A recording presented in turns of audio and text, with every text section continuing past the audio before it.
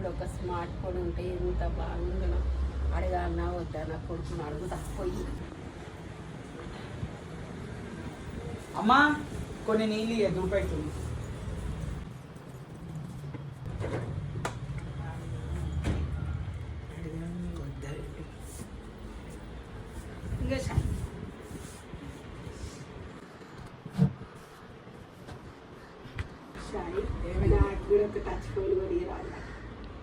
నీకెందుకమ్మా touch phone?